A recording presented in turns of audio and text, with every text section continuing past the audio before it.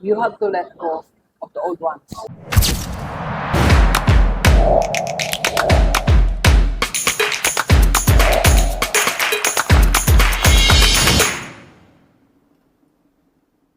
Okay, delivers. Ito naman advice ko sa mga 3 to 5 years na ang business mo. So, bago ka tumakbo sa ika-4th year o ika-5th year ng business mo, you have to read this. Yes. What got you here won't get you there. What got you in your 3 years won't get you in the next 4 to 10 years of your business. So, we have to change something. And you have to read this book first. This 2026, yung una mong assignment, bilhin ito kung 3 years na business mo. So, what are the main lessons na makukuha natin? First, inside the book, we will learn that our leadership skill must be upgraded.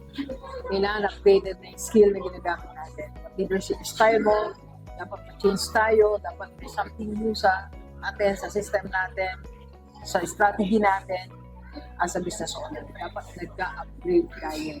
Kasi yung alam natin before, mga hindi na siya suitable ngayon. So like sa Rockstar, kung ano yung ginamit namin before, I think kailangan namin magdagdag ngayon. Ako, personally, as the Rockstar, as the leader of IMG Rockstar community, as the leader of Rockstar Center Coaching, as the leader of our Rockstar Production, kailangan meron akong parang alam. Kaya nga pilit din natin inaral si AI para makaagapay tayo sa changes. And second, I just realized, and you have to realize, at ito sa ito na to, that market really moves faster. Ang bilis ng galaw ng market. Baka maiwan tayo. Kaya kailangan yung equipment, yung strategies, yung marketing tools na meron tayo before, dapat iba. Yun nga yung ika-fulfill ng business natin. And last, alam mo yung next level ng business natin, sometimes it requires new things and it requires letting go of old things.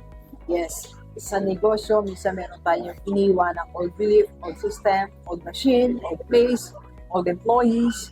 Kailangan natin ng bagong empleyado, bagong machine, bagong strategy, o bagong marketing tool para masumangat tayo. You have to let go of the old ones. At itong muna ang ipaport-year ng business. Okay? Then this, what you got here won't get you there. Let's go. Kapi tayo. Kapi po.